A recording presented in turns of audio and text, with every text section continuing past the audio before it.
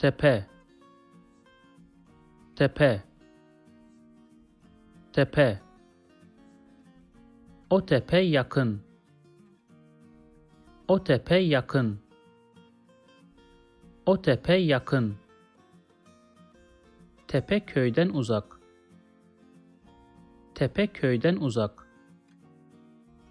Tepe köyden uzak. Tepe çıplak. Tepe çıplak. Tepe çıplak.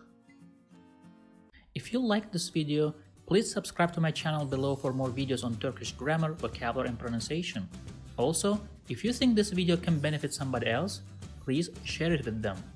Last, if you have any comment or request, please provide your feedback in the comment section below and I'll do my best to respond as soon as possible.